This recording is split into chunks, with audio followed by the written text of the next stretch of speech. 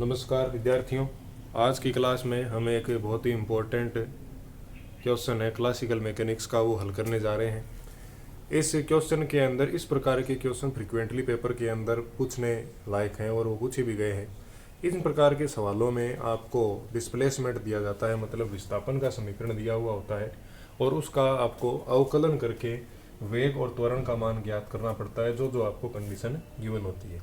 तो उसी तरीके का एक सवाल हमारे पास में है। इस सवाल के अंदर आपको ये दिया गया है कि यदि किसी वस्तु का विस्थापन x is equal to A t की power 3 plus 6t square plus B t है, तो इसका वेग, वेलोसिटी और त्वरण एक्सीलरेशन फाइंड करना है।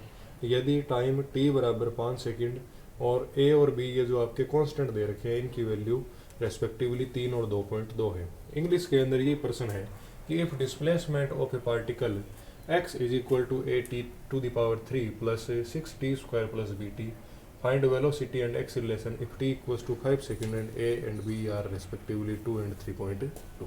ठीक है, तो इस सवाल के अंदर आपको सबसे पहले ये जो डिस्प्लेसमेंट दिया हुआ है इसे लेना है।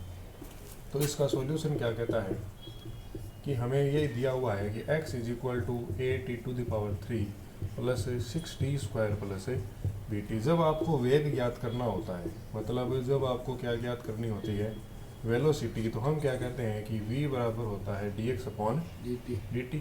तो ये आपका अवकलन डिफरेंशिएशन है, तो d बटा dt हमने यहाँ रख दिया, a की वैल्यू हम यहाँ ये रख देंगे, तो A T to the power 3 plus 6t square plus का dt।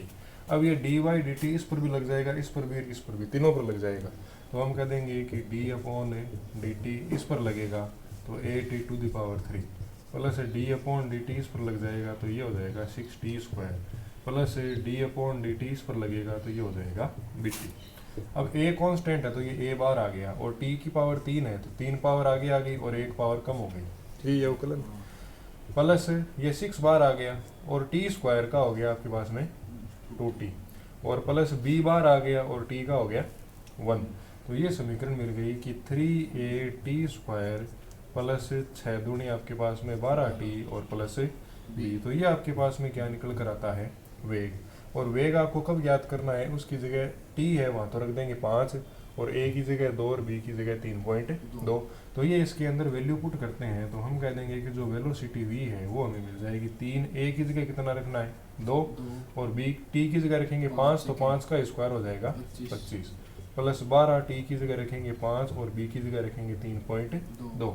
तो यहाँ से वेलोसिटी मिलेगी अपने को 25 दूनी 50 और 50 को 3 से मल्टीप्लाई करेंगे तो 150 और 12 पंजे हो जाएगा आपके पास में 60 और प्लस का 3.2। तो यहाँ से हमें वैल्यू मिल जाती है 210 और प्लस 3.2 मतलब 213.2 मीटर पर सेकेंड। ये हमने इसका वेलोसिटी ज्ञात कर लिया। अब हमें इसका क्या ज्ञात करना है, त्वरण ज्ञात करना है, मतलब इसका हमें एक्सीलरेशन फाइंड करना है। तो एक्सीलरेशन हम जानते हैं, एक्सीलरेशन कैसे निकलता है, एक्सीलरेशन निकलता है आपका a इज इक्वल टू त्वरण, या acceleration a is equal to आपका हो जाता है वेग में परिवर्तन की दर, तो उसे लिख देंगे dv अपॉन dt, और ये हो गया d बटा dt। v का मान हमने यहाँ निकाला था, तो हमें कितना मिला था यहाँ पर 3a t square plus 12t और प्लस का b मिला था। अब हम इसका वापस क्या करेंगे, अवकलन करेंगे, डिफरेंशिएशन करेंगे, तो हम कह देंगे कि dy dt सबसे पहले इस पर ऑपरेट होगा, तो ये यहाँ जाएगा 3a t स्क्वायर प्लस अब dy dt 12t पर लगेगा, तो dy dt यहाँ मिल गया 12t पर, और dy dt अब की बार किस पर अप्लाई हो गया, b पर। तो हम ये जानते हैं कि ये तो कांस्टेंट है, ये तो बाहर निकल जाएगा, तो हमें यहाँ से मिलेगा 3a और t स्क्वायर का आपका हो जाएगा कितना 2t, ये 12 यहाँ से बाहर आ जाएगा और t का हो जाएगा 1, और b कांस्टेंट है तो कांस्टेंट का डिफरेंशिएशन 0 हो जाता है। इन दोनों को हमने मल्टीप्लाई किया तो ये हमारे पास हो गया 680 और प्लस का 12।